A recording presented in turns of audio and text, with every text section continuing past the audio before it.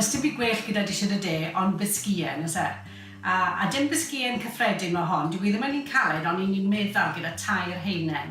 Cacen, siocled oren, neu Jaffa cake i chi a fi. Felly mae yna 3 cam i'r bisgïen hyn. Ni'n mynd i ddechrau gyda'r gwylod. Ac ni'n mynd i wneud y sbwng, achos dim bisgïen yw e, ond fath o sponge yw e. Ac 1 oes eisiau, a 25 gram o siwgr mam. Nawr, beth sydd eisiau ni wneud o hwn yw cymysgu fe dros ddŵr twym, sef hyn ni'n mynd i wneud fan hyn. Mae dŵr yn y berw, ond dyw'r bowlen ddim yn cyffwrdd ar dŵr berwedig, sy'n bwysig iawn. A wedyn ni, fynd ati ni chwyrlio. Am hyn, achos fi wedi wneud un yn barod, felly chi'n cael gweld. Mae wedi troi yn amlwg yn fwy golau, lot o bubbles, lot fwy ysgafn, ond dyw ddim cweit yn barod. Felly ffordd arall o'i goginio fe, neu i chwysgu fe, yw trwy peiriant fel hyn, a fi wedi wneud fan'na, diolch yn fawr tynnu'r rhan off. Nawr, beth sydd eisiau chi wneud yw cael, mae'n gweud, y ribbon stage. Felly, chi'n gweld hwn, mae'n gadael i ôl ar y gymysgedd. So mae hwnna'n barod na. Mae fe bron fel ansawdd mwys. A be ni'n mynd i wneud yw hwnna, yw ychwanegu bach o flawd, yr un pwysau o flawd. So mae rwydd i gofio 25 gram. Allwch chi ddefnyddio blawd hunangodi neu blawd plaen. Sy'n ots, achos mae'r gymysgedd yn codi oherwydd bod chi wedi chwyrlio fe am hyd. A beth sy'n ofalus nawr yw bod chi'n cadw'r ar mewn, trwy droi'r blawd mewn yn ofalus iawn i'r gymysgedd. Reit, mae hwnna'n iawn. Nawr, gallech chi ddefnyddio tin buns, chymod, tin fel sy'ch chi'n ei queen cakes. Neu, mae well o fi ddefnyddio wneud y dill hyn. Felly, just mewn tin fel Swiss roll mewn ffordd, am bwrdd pobi, mewn, a just i wasgaru fe yn ofalus iawn, tan bod yn wastad.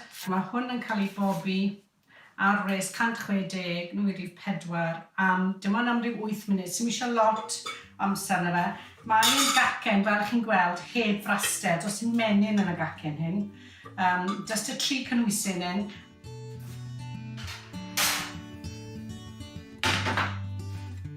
Tra bod y gacen yn coginio, allwn ni baratau'r jeli. A mae'n rwydd iawn i wneud y jeli. Mae jyst eisiau pacyn o jeli oren arnoch chi. A fel arfer, fyddech chi'n toddi hwn mewn peint o ddŵr, ond ni'n defnyddio cwarter peint o ddŵr, 150 ml. Felly torri'r jeli fel fyddech chi'n arfer wneud, a llwys dŵr berw yna fe, gwarter peint, 150 ml, gadael ei doddi, troi fe. Os nag yw'n toddi, rwch yn ôl ar yr hob i doddi. Wedyn ni i arllwys mewn rhywbeth ddesgol fel hyn. Wneith e seto o fewn yr awr. So nawr bod wedi seto, mi eisiau torri cylchoedd bach mas. Cylchoedd sy'n chydig yn bach yn llai na'r gacen. Felly, bydda i'n torri gacen mas o'r cylch hyn. Felly mi eisiau, chymod, hanner modfedd allan llai.